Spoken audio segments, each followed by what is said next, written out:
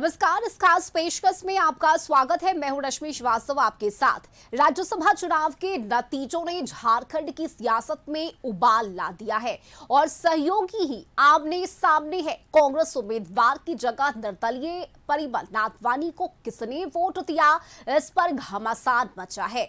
गड़े मुर्दे उखाड़े जाने लगे हैं और एक दूसरे की चीचा लेदर की जा रही है, जिसका असर झारखंड से लेकर बिहार तक देखा जा रहा है।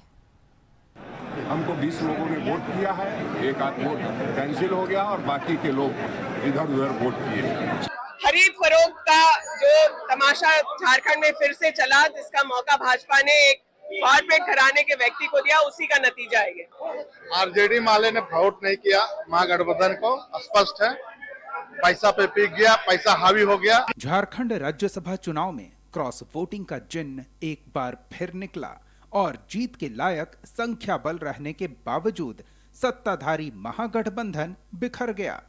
2 सीटों के लिए हुए मुकाबले में क्रॉस वोटिंग की वजह से महागठबंधन से कांग्रेस कोटे के उम्मीदवार प्रणव झा चुनाव हार गए। वहीं अचूक रणनीति के दम पर एनडीए समर्थित निर्दलीय उम्मीदवार की जीत हुई। जेएमएम उम्मीदवार वैजनाथ राम को 30 वोट मिले।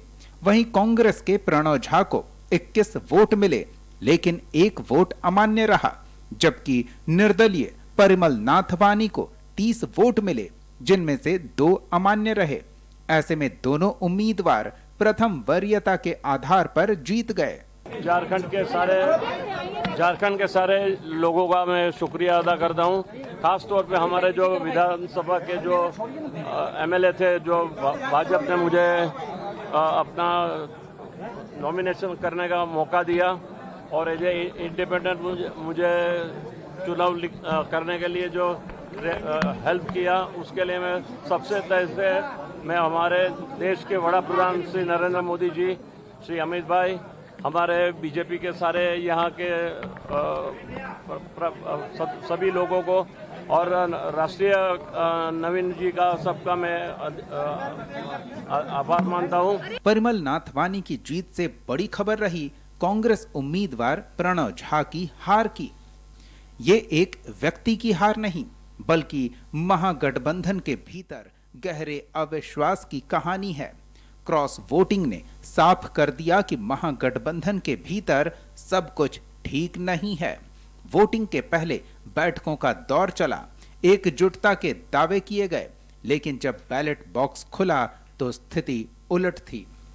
कांग्रेस इस चुनाव को अपनी प्रतिष्ठा की लड़ाई मान रही थी, लेकिन हार के बाद कांग्रेस ने गठबंधन के सहयोगियों पर गंभीर आरोप लगाए। भाई, कांग्रेस पार्टी एजेंट है। कांग्रेस का 16 एमएलए हमारा साथ है और जेएमएम का 4 एमएलए हमको वोट दिया। मैं सीएम को धन्यवाद देना चाहता हूँ। 34 जेएमएम एमएलए का वोट 30 जेएमएम के पास गया, 4 कांग्रेस के पास आया। धोखा कहाँ मिला? गठबंधन का आरजेडी और माले से हमको वोट नहीं मिला। क्रॉस वोटिंग किसने की, इस पर कयास लगाए जा रहे हैं। शक आरजेडी और भाकपा माले के विधायकों पर जताया जा रहा है, जिनके विधायकों की संख्या 4 और 2 यानी 6 है। परिमल नाथवानी को 30 वोट मिले, जबकि एनडीए विधायकों की संख्या 24 है। झारखंड में कांग्रेस उम्मीदवार की हार का साइड इफेक्ट बिहार में भी दिखा। कांग्रेस नेताओं ने आरोप लगाए तो आरजेडी ने सोशल मीडिया पर लंबा पोस्ट लिखकर इसका जवाब दिया। वहीं नेताओं की बयानबाजी भी जारी रही। देखिए, जब डीजीपी खुद एसपी और थानेदार को लेकर डकैती करवाने लगे और जब आपका रहबर ही आपका रहजन हो जाए, किसे शिकायत करने जाइएगा? चुनाव आयोग अपनी पूरी मशीनरी के साथ लोकतंत्र की लूट और डकैती करवा रहा है। वो बीजेपी के साथ खड़े होकर विधायकों और सांसदों की खरीद फरोख्त करवा रहा है और जो हमारा सहयोगी होने का ढोंग कर रहे हैं वो हमारे विरोधियों के साथ खड़े हो जा रहे हैं। झारखंड में कांग्रेस के विधायकों ने उसी तरह का कार्य किया जिस तरह से उड़ीसा, हरियाणा और बिहार के राज्यसभा के चुनाव में किया था। या तो क्रॉस वोटिंग किया था या अब्सटेन रहे थे।